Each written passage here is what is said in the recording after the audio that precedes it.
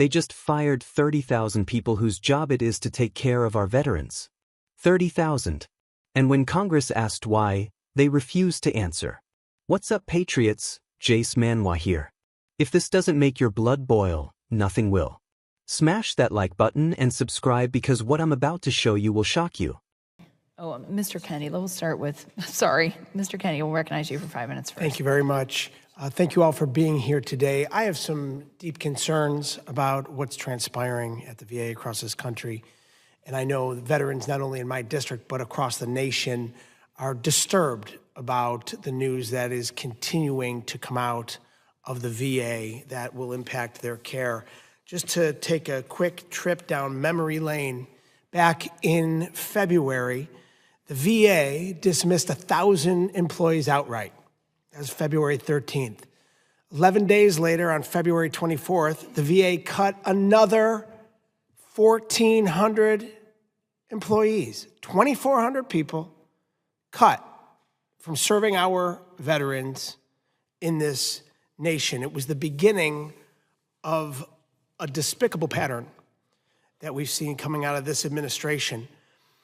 In March, this committee discovered through a leaked memo that the VA planned to cut more than 80,000 employees, which Secretary Collins then confirmed.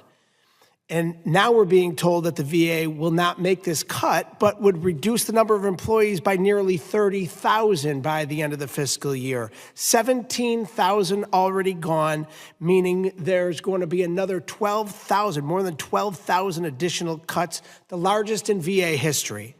And these reductions will affect critical frontline staff, including healthcare workers and benefits personnel. But I recall what Secretary Collins told this committee in May, and I'm going to quote the Secretary. The VA's staffing structure is aimed at finding ways to improve care and benefits for veterans without cutting care and benefits for veterans, and we're going to maintain the VA's mission-essential jobs like doctors, nurses, and claims processors while phasing out non-mission essential roles. That is not what we're seeing. I want to believe that that would be true, but if it's not true, then this committee responsible for VA oversight has been misled. And I have a couple of questions. Ms. Thera, you visited multiple VA facilities and have spoken with a wide range of employees. Based on what you've seen, similar roles face similar challenges nationwide. So why were collective bargaining rights preserved for nurses and facility workers at the Milwaukee VA, but stripped from their counterparts in the community that I represent in Buffalo, despite nearly identical job functions? So, Representative Kennedy, the executive order related to labor relations is currently under litigation. There is a stay related to that executive order, so we are complying with that litigation right now. Okay, so no answer. The only clear difference that I can see is union affiliation. Buffalo workers are represented by unions that have filed lawsuits against this administration, unlike those in Milwaukee. That raises serious concerns about political retribution and retaliation.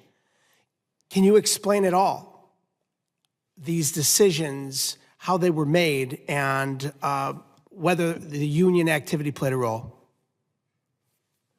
Representative Kennedy, I'm at this point in time, based on the stay in that particular case, I can't answer that question. Okay, no answer again. Thank you. Dr. Elliott. After having conversations with VA employees in Buffalo, two things are clear to me. They take deep pride in serving our veterans, and they rely on their union to protect their rights and help them provide the best possible care.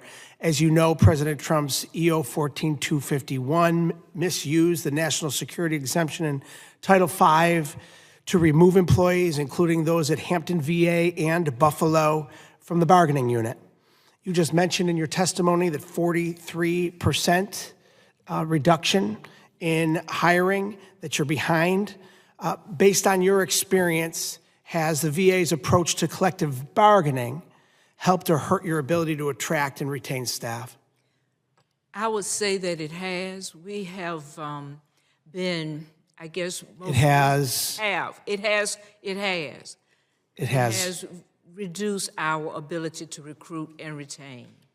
It has. But I also would like to say, if you don't mind, this situation about the 30,000 employees that are targeted as far as a number goes. In 1989, I met a nurse named Miss Eddie Ricks. She told me that a failure to plan is a plan to fail. You probably have heard that. When you rely on random reductions, there can be danger there. You don't know which critical and which non-critical position is going to be reduced. So let's say, for example, if out of that 30,000, 10,000 of them are doctors, we can't tolerate that. Or if 15,000 of them are nurses, we can't. Gentleman's time has expired. We're going to move into a second. As was mentioned, it's not wrong in what we're doing. This is self-defense for our democracy. They have hit out at our democracy, and we are here to defend it.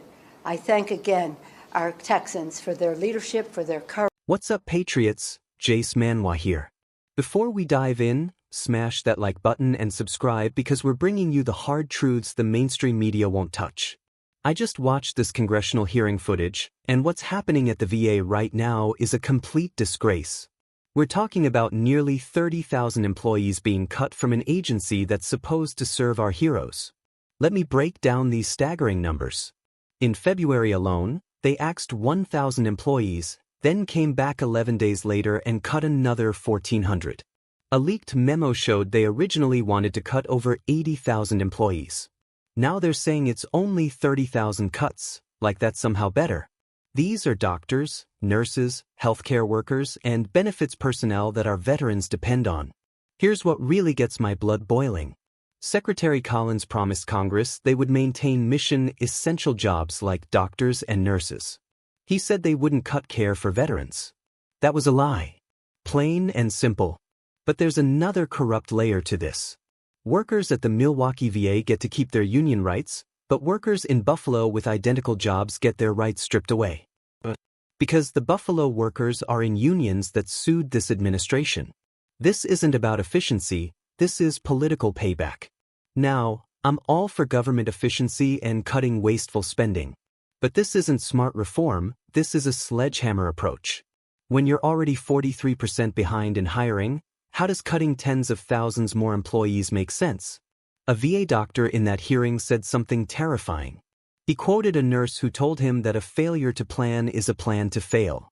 When you make random cuts without strategic planning, you don't know if you're eliminating critical positions.